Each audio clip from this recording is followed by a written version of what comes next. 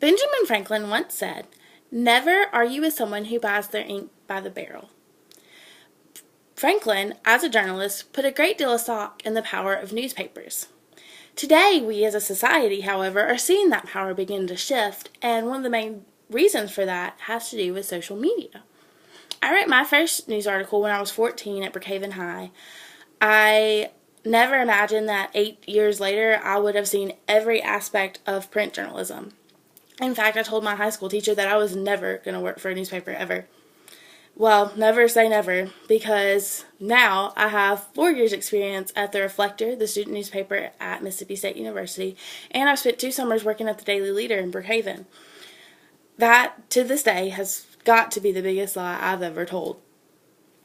At that time, when I was 14, I had no idea that about the changes that were undergoing the field, and the fact that my generation would be the pioneers in the marriage between the internet and journalism. Now, I can say with absolute certainty, my experience has led me to believe that journalists need 3 main attributes to succeed in today's society. 1, simple and concise sentence structure, quick distribution of information, and high credibility. Writing and crafting sentences is the most powerful tool in a writer's toolbox. I think that is something that we often overlook, but that's the basis of every news article. News articles are supposed to be written on an 8th grade level. The reason being is that the journalistic idea is to get information out to the most number of people. Keeping it simple allows that to happen. Conciseness goes back to social media. Twitter, for example, only allows 140 characters to be used. So that has trained society to want as much information as possible in the fewest number of words.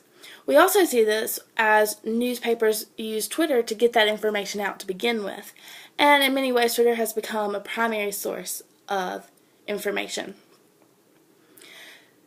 Twitter has also, along with all kinds of social media, has also completely changed the news cycle.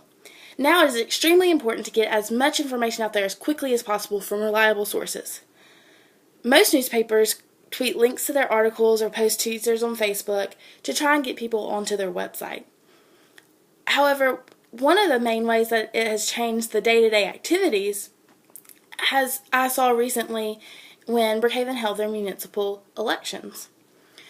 Traditionally, they've had one reporter go to the courthouse at the end of the night or at the very beginning of the next day to get the numbers so that they could run it in the next day's edition.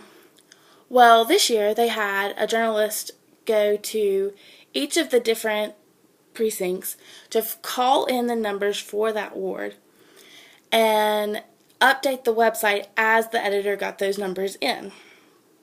So we needed to get that information out that same night. We weren't waiting until the next day.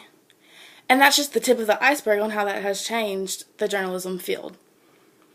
Now, all of that, getting the information out there quickly, is for nothing if you can't do it accurately.